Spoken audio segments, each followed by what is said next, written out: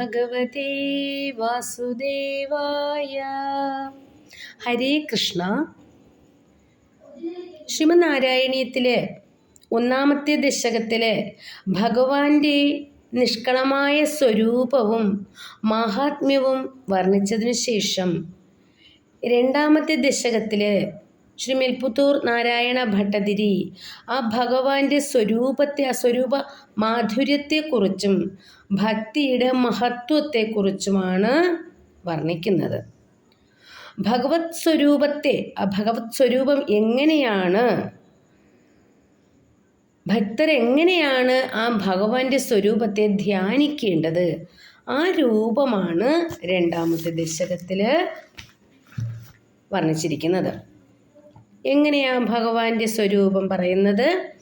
സൂര്യനോട് മത്സരിക്കുന്ന, അതായത് സൂര്യനോട് സ്പർദ്ധയുണ്ടാകുന്ന വിധത്തിലുള്ള കിരീടമണിഞ്ഞതും, സൂര്യൻ്റെ തന്നെ ശോഭ എങ്ങനെയാണെന്ന് അറിയാലോ.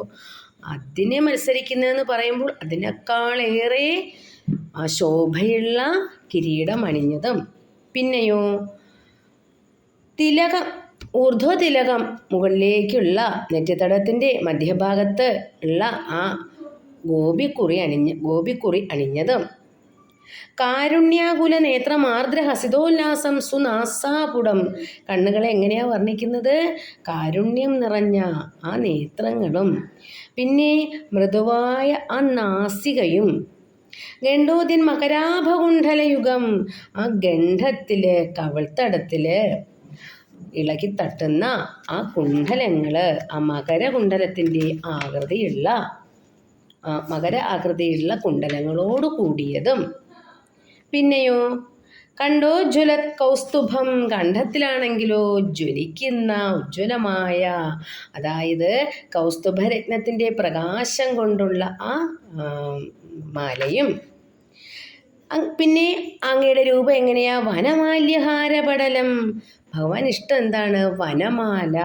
ആ വനമാലയൊക്കെ അണിഞ്ഞതും, ശ്രീവത്സം, ഭഗവാന്റെ മറുകിനെയാണ് ശ്രീവത്സം എന്ന് പറയുന്ന, ആ ശ്രീവത്സം എന്ന മറുകോടുകൂടിയതുമായ ആ ഭഗവാന്റെ രൂപത്തെയാണ് ഭട്ടതിരി വർണ്ണിക്കുന്നത്.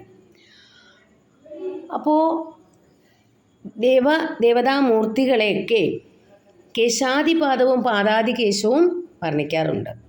ഇവിടെ ഭഗവാനെ വർണ്ണിച്ചിരിക്കുന്നത് കേശാദിപാദമാണ്, ആ കിരീടം തൊട്ടാണ് വർണ്ണിച്ചിരിക്കുന്നത്.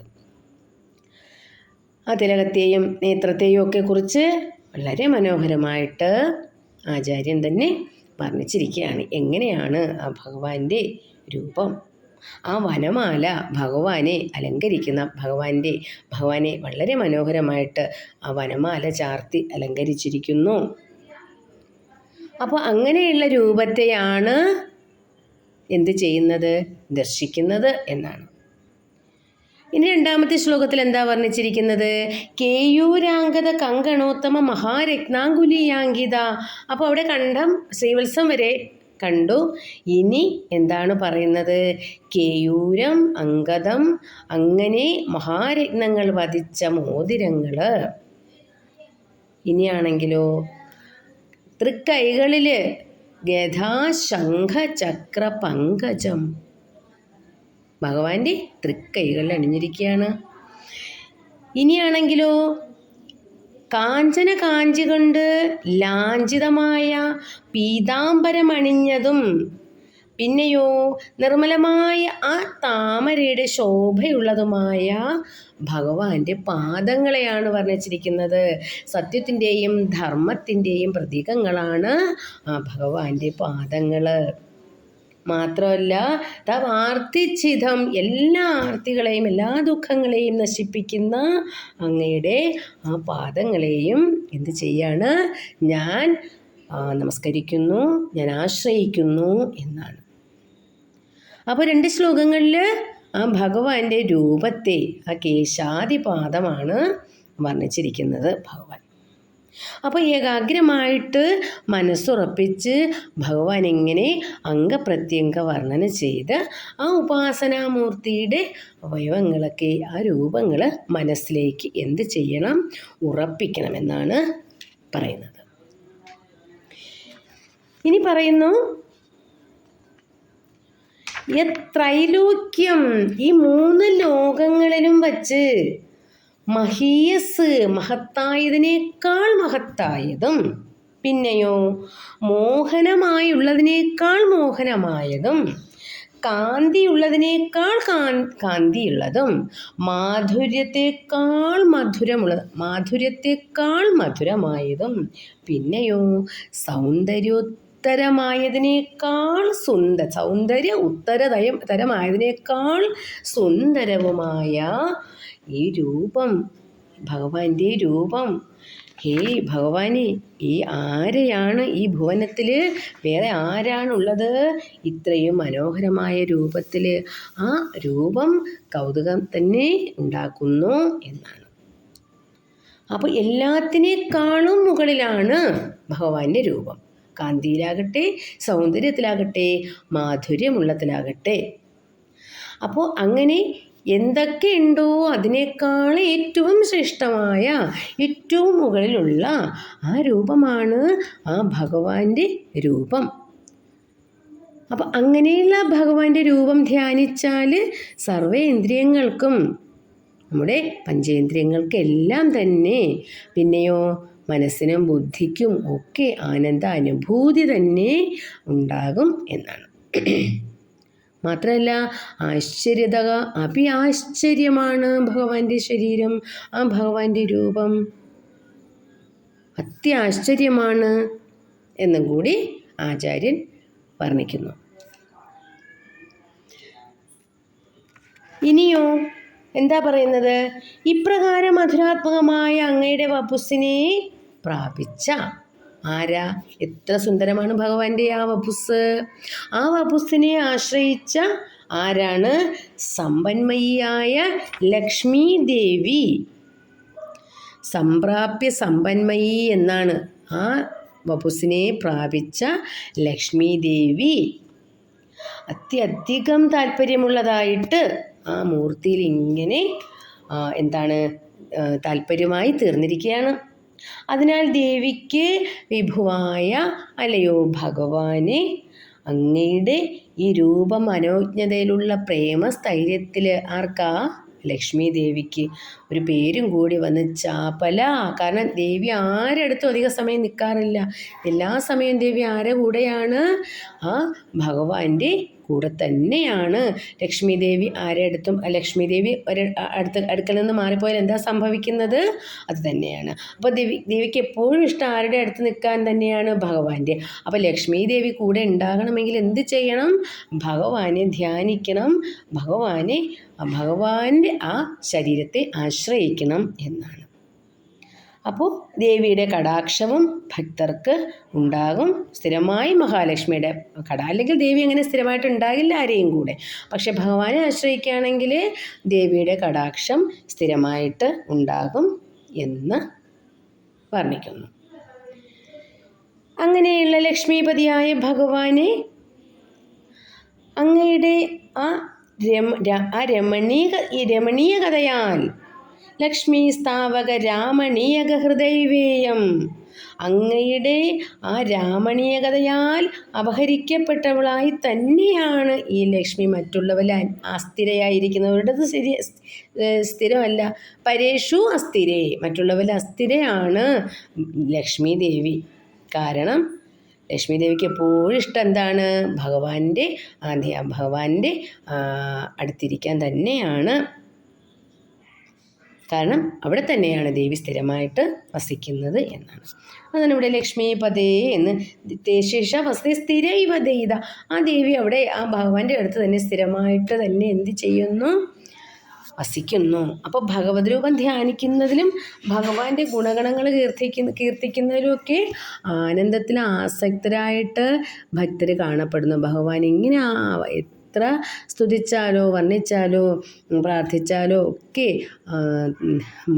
മതിയാകുകയില്ല. ആ ഭഗവാന്റെ ആനന്ദത്തിൽ ആസക്തരായി മാറുന്നു. ആ പരമാനന്ദ സാഗരത്തിൽ ഒഴുകുകയാണ് ഭക്തർ ചെയ്യുന്നത് എന്നാണ്. അങ്ങനെയുള്ള ആ ഭഗവത് സ്വരൂപത്തെ ഞാൻ എന്ത് ചെയ്യാണ്? ഭഗവാനെ ഞാൻ ആശ്രയിക്കുന്നു. ഇങ്ങനെ ആ അമൃതമൊഴുകുന്ന ആ പുതുമയുള്ള നവസുധയുടെ ആ ഒഴുക്കിനെ സന്തോഹനം ചെയ്യുന്ന ഭൂതമനോജ്ഞത നവസുധാ നിഷ്യന്ത സന്തോഹനം എന്നാണ്. ആ നവസുധയുടെ ആ അമൃതിനെ സന്തോഹനം ചെയ്യുന്ന പരചിത്ര സായനമയവും ചേതോഹരവുമാണ് അങ്ങയുടെ ആ നിന്തിരുവടിയുടെ ഭഗവാന്റെ ആ രൂപം. ആ രൂപത്തിൻ്റെ വർണ്ണന കേൾക്കുമ്പോൾ തന്നെ ബുദ്ധിയെ പ്രേരിപ്പിക്കുകയും മതിക്കുകയും ഒക്കെ ചെയ്യുന്നു. സദ്യ പ്രേരയതേ മതിം മതയതേ രോമാഞ്ചയത്യംഗവും എന്നാണ്. അത്രയധികം രോമാഞ്ചമുണ്ടാകുന്നു. അങ്ങനെയുള്ള ആ രോമാഞ്ചമുണ്ടാകുമ്പോൾ ഉണ്ടാകുന്ന ആനന്ദമൂർച്ചയിൽ നിന്ന് ശീതബാഷ്പകണങ്ങളാൽ നേത്രങ്ങളെ നനയ്ക്കുകയും ചെയ്യുന്നു. ആ ഭഗവാന്റെ ആ രൂപം കാണുമ്പോൾ ഉണ്ടാകുന്ന അനുഭൂതിയെക്കുറിച്ചാണ് പറയുന്നത്. എത്ര ആനന്ദത്തിലാണ് ആ ഭഗവാന്റെ രൂപത്തിൽ ആ രൂപം ദർശിക്കുമ്പോൾ ഉണ്ടാകുന്നത് എന്നാണ്. അങ്ങനെ വരുമ്പോൾ ആ മതം ആ ആനന്ദം മനസ്സിനെ മതിക്കുകയും ചെയ്യുന്നു. പലർക്കും പല രീതിയിലാണല്ലോ ആനന്ദം ഉണ്ടാകുന്നത്, ലഹരി ഉണ്ടാകുന്നത്. ഭക്തിയും ഒരു ലഹരി ആനന്ദം തന്നെയാണ്. അതിങ്ങനെ ആ കണ്ണുകളിൽ ആനന്ദം ഉണ്ടാകുമ്പോൾ കണ്ണുകളിൽ നിന്ന് അശ്രുക്കൾ ഉണ്ടാകും. അത് ശരീരത്തെയും മനസ്സിനെയൊക്കെ കുളിർപ്പിക്കുകയും ചെയ്യും. അതാണ് ശീതബാഷ്പ വിസരൈ ആനന്ദമൂർച്ചോദ്ഭവൈ എന്ന് വർണ്ണിച്ചിരിക്കുന്നത്. ഇനി 7ാമത്തെ ശ്ലോകത്തിൽ പറയുന്നത് ഭക്തി എന്ന് പറയുന്ന യോഗം കർമ്മയോഗത്തെക്കാളും ജ്ഞാനയോഗത്തെക്കാളും ഉത്തമമാണെന്ന് യോഗീശ്വരൈർഗീയതേ. ആര് പറയുന്നു? യോഗികൾ തന്നെ പറയുന്നു. 3 യോഗങ്ങളുണ്ട്: ഭക്തിയോഗം, ജ്ഞാനയോഗം, കർമ്മയോഗം. കർമ്മയോഗം, ഭക്തിയോഗം, ജ്ഞാനയോഗം. അതിൽ കർമ്മയോഗവും ജ്ഞാനയോഗവും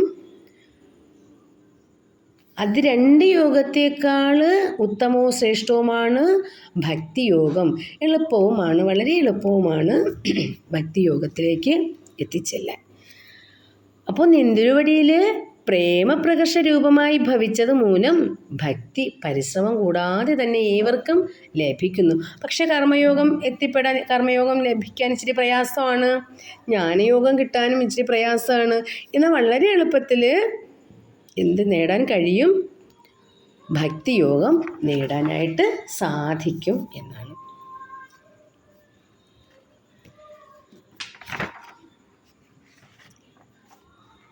ഇങ്ങനെ ഭക്തിയോഗം ലഭിച്ചു കഴിഞ്ഞാൽ ആ ഭഗവാന്റെ രൂപത്തിലേക്ക് ആ പരമാനന്ദം പിന്നെയും പിന്നെയും ഉണ്ടാകുക തന്നെയാണ് ചെയ്യുന്നത്. വളരെ എളുപ്പമാണ് ഭക്തിയോഗം നമുക്ക് നേടാനായിട്ട് എന്നാണ്. അപ്പോൾ അങ്ങനെ ഭഗവാനിൽ ഭക്തി ഉണ്ടായാൽ ഭഗവത് പ്രീതിയോടൊപ്പം ലക്ഷ്മി കടാക്ഷവും ഉണ്ടാകും എന്നാണ്. 8ാമത്തെ ശ്ലോകത്തിൽ പറയുന്നത് നിഷ്കാമം നിയത സ്വധർമ്മചരണം. ഏതാണ് സ്വധർമ്മം എന്ന് പറയുന്ന? ഏതാണ് സ്വധർമ്മം? കർമ്മയോഗം എന്ന് പറയുന്ന ആ യോഗം. എല്ലാവരുടെയും സ്വധർമാചരണം എന്ന് പറയുന്ന കർമ്മയോഗമാണ്. ആ യോഗം നിഷ്കാമമായും നിയതമായുമുള്ള സ്വധർമാചരണമാണ്. പക്ഷേ ഈ കർമ്മയോഗം അനുഷ്ഠിച്ചാൽ അതിൻ്റെ ഫലം കിട്ടണമെങ്കിൽ തദൂരേത്യഫലം, വളരെ ദൂരത്തെ കൂട്ടിയേ അതിൻ്റെ ഫലം കിട്ടും. ഒരു കർമ്മം ചെയ്ത് കഴിഞ്ഞാൽ അതിൻ്റെ ഫലം കിട്ടണമെങ്കിൽ വളരെ താമസം ഉണ്ടാകുമെന്നാണ്. ഇനിയാണെങ്കിലോ യദൗപനിഷത് ജ്ഞാനോപലഭ്യം. ഇനി വേറൊരു യോഗത്തെക്കുറിച്ച് പറഞ്ഞല്ലോ, ജ്ഞാനയോഗം. എവിടെ നിന്ന് കിട്ടുന്നു? ഉപനിഷത്തുകൾക്ക് ആയിട്ടൊക്കെയുള്ള ബന്ധമുള്ള പുരാണങ്ങളിൽ മറ്റ് ഗ്രന്ഥങ്ങളിൽ നിന്നൊക്കെ കിട്ടുന്ന ജ്ഞാനമെന്ന് പറയുന്നത് അവ്യക്തതയാണ്. കുറച്ച് നമുക്ക് അത്ര പെട്ടെന്നത് മനസ്സിലാക്കാൻ സാധിക്കണമെന്നില്ല. അതെന്താണ് അതിൽ പറഞ്ഞിരിക്കുന്നത്, ആ ഗ്രന്ഥത്തിൽ എന്താണ് പറഞ്ഞിരിക്കുന്നത്, ആ അർത്ഥം നമുക്ക് മനസ്സിലാക്കാനോ അത് പ്രാവർത്തികമാക്കാനോ ഒക്കെ വലിയ പ്രയാസമാണ്. കുറച്ച് അവ്യക്തതയൊക്കെ ഉണ്ടാകും. അത്ര പെട്ടെന്നത് മനസ്സിലാക്കാൻ സാധിക്കുകയും ഇല്ല. പക്ഷേ ഭഗവാനെ അങ്ങയിലുള്ള ആ പ്രേമരൂപമായ ഭക്തി തന്നെയാണ് സ്വാധീയസി ശ്രേയസി. എപ്പോഴും അതുകൊണ്ട് ഇതൊക്കെ കൊണ്ട് തന്നെയാണ് ആ ഭക്തി. എന്ത് ചെയ്താൽ മതി? ഭഗവാനെ പ്രാർത്ഥിക്കുക, ഭഗവാനെ ധ്യാനിക്കുക. ഇതൊക്കെ തന്നെയാണ് ഭഗവാനിലുള്ള നിഷ്കാമമായ ഭക്തി എന്ന് പറയുന്നത്. അത് തന്നെയാണ് എപ്പോഴും സ്വത്തും ശ്രേയസ്സും ഒക്കെ ഉണ്ടാകുന്നത് എന്നാണ്. അപ്പോൾ കർമ്മയോഗത്തെക്കാളും ജ്ഞാനയോഗത്തെക്കാളും ഒക്കെ ശ്രേയസ്കരമെന്ന് പറയുന്നത്, അല്ലെങ്കിൽ വളരെ എളുപ്പമായിട്ട് നേടാൻ കഴിയുന്നത് ഭക്തിയോഗം തന്നെയാണ് എന്നാണ്. കർമ്മയോഗം എന്താണ്? നമ്മുടെ സ്വധർമാചരണം. ജ്ഞാനയോഗം എന്താണ്? ഉപനിഷത്തുകൾ പോലെയുള്ള ഗ്രന്ഥങ്ങളിൽ നിന്ന് അല്ലെങ്കിൽ മറ്റ് മന്ത്രരൂപത്തിലൊക്കെ നമുക്ക് നേടാൻ കഴിയുന്നതാണ് ജ്ഞാനയോഗം. അപ്പോൾ ഇങ്ങനെയൊക്കെ കഴിഞ്ഞാൽ, ഇങ്ങനെയൊക്കെ ഓരോ യോഗങ്ങളൊക്കെ നമ്മൾ പ്രാവർത്തികമാക്കിയാൽ അതിനേതായിട്ടുള്ള കാലതാമസങ്ങൾ ഒക്കെ എടുക്കും എന്ന് തന്നെയാണ് വളരെ വ്യക്തമായിട്ട് ആചാര്യൻ പറയുന്നത്. ഇനി പറയുന്നു, അത്യായാസകരാണി കർമ്മപടലാനി ആചര്യ നിര്യന്മല. അത്യായാസകരമായ കർമ്മപടലങ്ങളെ, സ്വധർമ്മങ്ങളെ, എത്ര പ്രയാസമാണ് കർമ്മങ്ങളൊക്കെ ആചരിച്ചു വരാനായിട്ട്.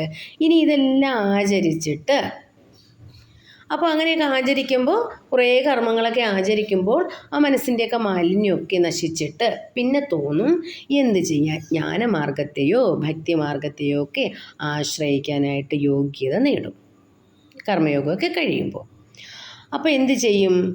ചിലർ ജ്ഞാനയോഗത്തിന് വേണ്ടിയിട്ട് തർക്ക വിഷയങ്ങളോ വേദാന്തങ്ങളോ ഒക്കെ ഇങ്ങനെ ആ വേദാന്തങ്ങളിലൊക്കെ ഏർപ്പെട്ട് ആ വഴിക്കൊക്കെ അങ്ങ് തിരിയും.